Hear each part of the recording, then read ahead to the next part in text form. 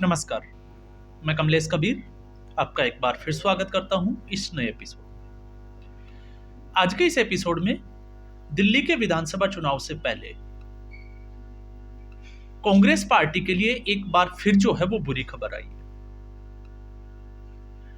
और मैं अक्सर आपने देखा होगा, चाहे वो हरियाणा के विधानसभा चुनाव हो, चाहे महाराष्ट्र के हो या किसी और स्टेट के, राजस्थान के,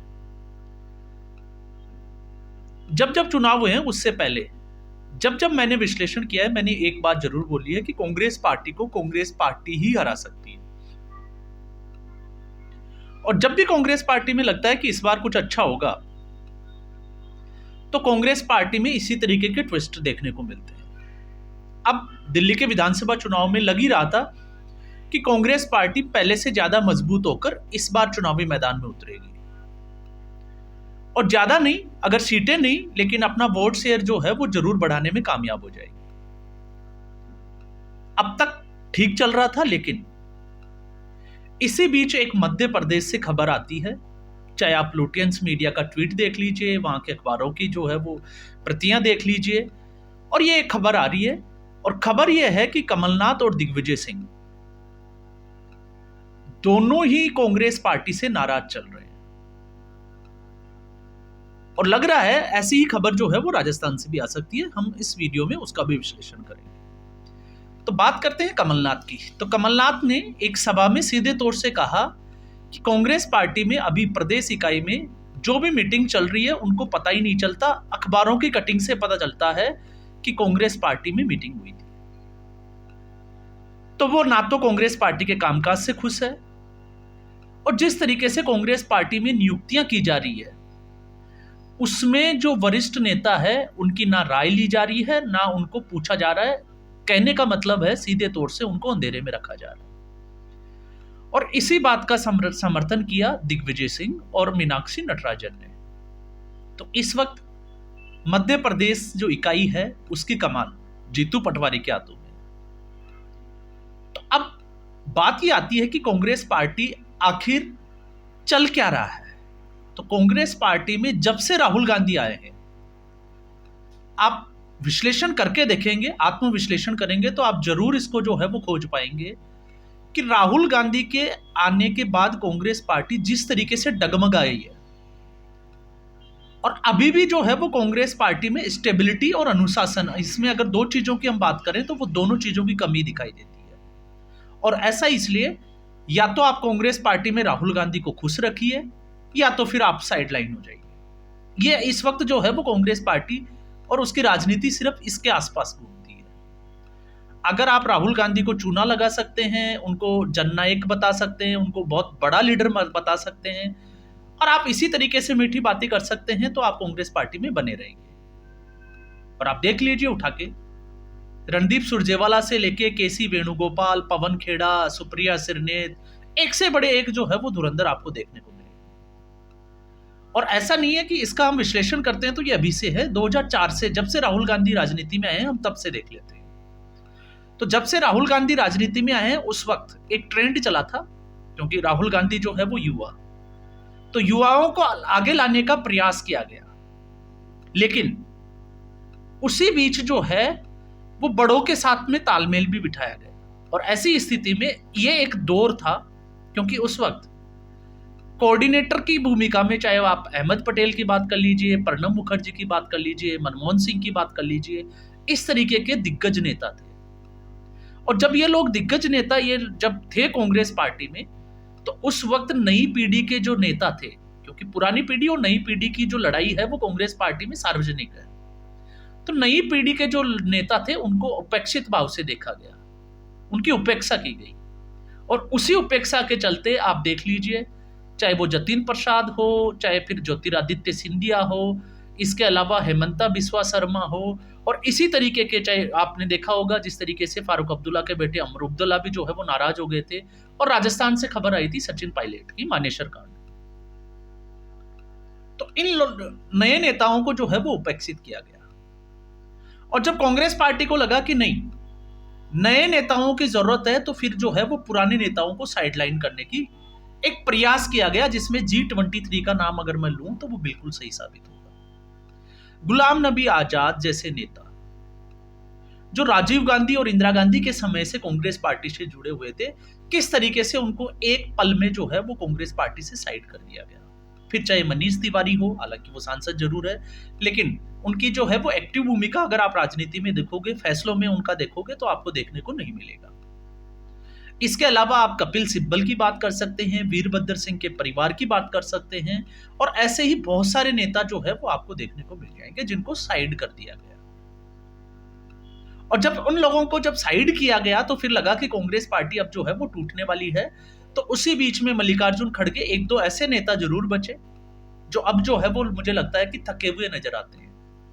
तो उन्होंने जो है वो कुछ नेताओं के साथ मिलकर काम करने का प्रयास किया, जिनमें चाहे वो अशोक गहलोत हो, चाहे दिग्विजय सिंह हो, चाहे कमलनाथ हो, चाहे हरीश रावत हो, इस तरीके के नेता। और जब इन नेताओं को साथ में लेकर चलने की बात हुई, और क्यों जरूरत हुई इन नेताओं की, क्योंकि आज भी कांग्रेस पार्टी में अगर जब रिसोर्सेज की बात आती है, पैसा इकट्ठा करने की बात आती है, हम सीधे तौर से कहें तो ये नेता जो है वो खुद भी पैसे वाले हैं, और बिजनेस लॉबी से, अशोक गहलोत तो जग जाहिर है कि बिजनेस लॉबी से इन नेताओं के कनेक्शन जो है वो किस तरीके से है। जिस तरीके से आपने देखा महाराष्ट्र में शरद पवार, वो भी एक कांग्रेसी थे, अब नहीं है लेकिन कांग्रेस के सहयोगी तो फिर भी है। तो जिस तरीके से वो बिजनेस लॉबी को मेंटेन करते हैं, उस हिसाब से अगर आप अंदाजा लगा के देखेंगे तो आपको पता चलेगा कि इन लोगों की अहमियत जो है वो कांग्रेस पार्टी में क्या है। लेकिन अब इनको भी जो है वो धीरे धीरे साइडलाइन किया जा रहा है। तो कांग्रेस पार्टी ना 2014 से सबक ले रही है, ना 2019 के लोकसभा चुनाव से लिया, ना 2024 के लोकसभा चुनाव से लिया, और फिर उसके बाद में चाहे आप हरियाणा के विधानसभा चुनाव और महाराष्ट्र, आप देखिए जिस तरीके से लोकसभा चुनाव में जो एक एज मिला था कांग्रेस पार्टी को कि हरियाणा विधानसभा चुनाव में तो कांग्रेस पार्टी जीत ही जाएगी, और हश्र क्या हुआ, हश्र ये हुआ कांग्रेस पार्टी का कि जीती हुई बाजी जो है वो हरियाणा में हार गई। और क्यों हार गई? क्योंकि डिसिप्लिन की जो कमी थी, तालमेल की जो कमी थी, आज कांग्रेस पार्टी में ऐसा कोई नेता बचा ही नहीं है जो कोऑर्डिनेशन कमेटी की तरह काम कर सके। तो कोऑर्डिनेटर कोई बचा नहीं, और जिसके ऊपर जो गांधी परिवार को खुश रख सकता है, या हम कहें कि राहुल गांधी को सीधे तौर से जननायक बता सकता है, मास लीडर बता सकता है, उसको फुल छूट दे दी जाती है, वो चाहे जिस तरीके से जो है वो डिसीजन ले सकता है। और यही एक वजह थी हरियाणा के विधानसभा चुनाव में, आपने देखा जिस तरीके से दीपेंद्र हुड्डा और भूपिंदर हुड्डा की मनमर्जी चली। अब हालांकि वो जो है वो राहुल गांधी की पोल जरूर खोलते, लेकिन वो आपको देखने को मिल जाएगा किस तरीके से कुमारी शैलजा का अपमान किया गया। रणदीप सुरजेवाला किस तरीके से जो है वो उनका खुद का इतिहास है, और किस तरीके से उनको दूसरे राज्यों का जो है वो प्रभारी बनाया जाता है। और जिन नेताओं को आप देखिएगा, जब हम बात करते हैं इन दोनों को कंपेयर करके, तो जो नेता डीके शिव कुमार से लेके या कोई भी नेता, अशोक गहलोत हो, कमलनाथ हो, जो रिसोर्सेज जनरेट कर रहे हैं, इस समय वर्तमान की स्थिति यह है कि कांग्रेस पार्टी के, या हम कहें कि हाईकमान गांधी परिवार के साथ उनके रिश्ते बिल्कुल भी ठीक नहीं चल रहे। हर जगह जो है वो खटपट भरी जो है वो खबरें जरूर आ रही है। तो अब सवाल ये खड़ा हो जाता है कि आखिर ये चीजें कांग्रेस पार्टी में कहां जाकर रुकने वाली है। तो अब जब हम ये बात करते हैं, तो फिर मुझे लगता है कि हमें जब आकलन करते हैं, तो फिर वो नेता जो है वो सही बोलते हुए नजर आते हैं जो ये कहते हैं कि राहुल गांधी जो है वो राजनीति के लिए बने ही नहीं है, उनको जबरदस्ती सोनिया गांधी के द्वारा कांग्रेस पार्टी के ऊपर थोपा जा रहा है, और राजनीति उनके बस की नहीं है। क्यों? क्योंकि उनको लगता है कि वो राजनीति से ऊपर उठ के गांधी परिवार के चिराग है, इसलिए उनका कद जो है वो बहुत बड़ा हो गया है, और उनको लगता है कि सड़क पर उतरकर जननायक बोल देने से उनका काम हो जाता है। तो ये वर्तमान राजनीति को सूट नहीं करता है, और जब ये सूट नहीं करता तो फिर अब बड़ा सवाल यही खड़ा हो जाता है कि पुराने लीडर के बीच में और नए लीडर के बीच में जो तालमेल होना चाहिए, आखिर वो कांग्रेस पार्टी में कब देखने को मिलेगा। तो अब दो लोगों की मैं बात कर चुका हूं इसमें, कमलनाथ और दिग्विजय सिंह की, और तीसरे अगर हम देखें, क्योंकि अभी राजस्थान से तो ऐसी खबर नहीं आई है, लेकिन मान के चलिए अगर ऐसा होता है तो अगली जो खबर आएगी वो राजस्थान से आएगी, अशोक गहलोत के हवाले से। और इन नेताओं की मजबूरी है, क्योंकि उम्र का तकाजा तो इनका हो गया, लेकिन इनको अपने परिवार को सेट करना है, राजनीतिक कैरियर बनाना है। और इसीलिए कल को अगर ये खबर आ जाए, जिस तरीके से पहले एक खबर आई थी, क्योंकि कमलनाथ के रिश्ते जो है वो शिवराज सिंह चौहान से भी अच्छे थे, और उनके बेटे का आया था कि वो भारतीय जनता पार्टी ज्वाइन कर सकते हैं। तो इस तरीके की अगर कोई खबर आती है तो ये बड़ी जो है वो आश्चर्यजनक खबर नहीं है, क्योंकि कांग्रेस पार्टी उस रास्ते पे चल पड़ी है। कांग्रेस पार्टी में वो नेता आ चुके हैं जिनको राजनीति की समझ कम, और उनको ये पता चल गया है कि राहुल गांधी को किस तरीके से खुश किया जा सकता है, जैसे केसी वेणुगोपाल।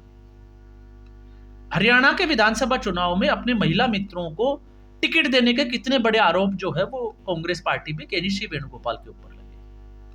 फिर चाहे वो आप महाराष्ट्र की बात कर लीजिए, रणदीप सुरजेवाला की आप बात कर लीजिए, और उनकी मीडिया प्रभारी जो हेड है सुप्रिया सिंह, तो इनको लगता है कि दूसरों को गालियां देने से राहुल गांधी जो है वो खुश होते हैं, और इन्हीं नेताओं का भविष्य जो है वो उज्जवल देखा जा सकता है कांग्रेस पार्टी में। और इसी चक्कर में नई पीढ़ी और पुरानी पीढ़ी के बीच में जो है वो मतभेद ज्यादा बढ़ गए, और यही एक कारण रहा। राजस्थान में आप देख लीजिए, विधानसभा जो चुनाव हुआ 2023 का, उससे पहले जिस तरीके से अशोक गहलोत की जो योजनाएं थी उनका अगर आपने क्रियान्वयन या विश्लेषण देखा हो तो लग रहा था कि कांग्रेस पार्टी आराम से सत्ता में आ जाएगी।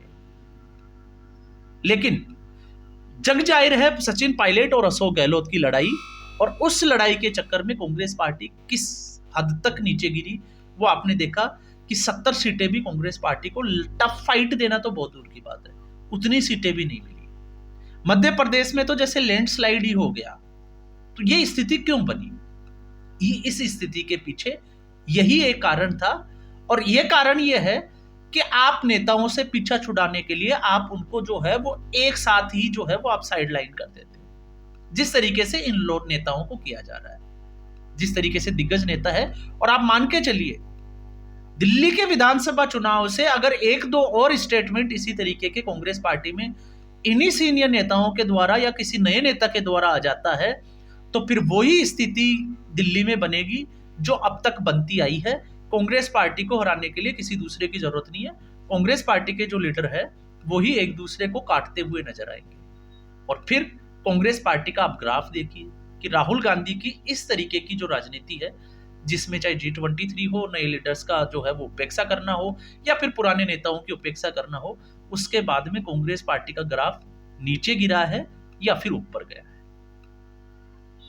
तो अब नजर जो है वो दिल्ली के विधानसभा चुनाव पे है, और उस चुनाव तक कांग्रेस पार्टी की ये जो लड़ाई जिसकी हम बात कर रहे हैं, ये कहां तक लेके जाएगी? क्या फिर कांग्रेस पार्टी का वही हाल होने वाला है 4 से 4.5% वोटर्स के साथ में जो पहले हुआ था? तो आज के एपिसोड में बस इतना ही। उम्मीद करूंगा वीडियो एपिसोड आपको पसंद आया होगा। वीडियो को लाइक करें, शेयर करें, चैनल जरूर सब्सक्राइब करें। धन्यवाद।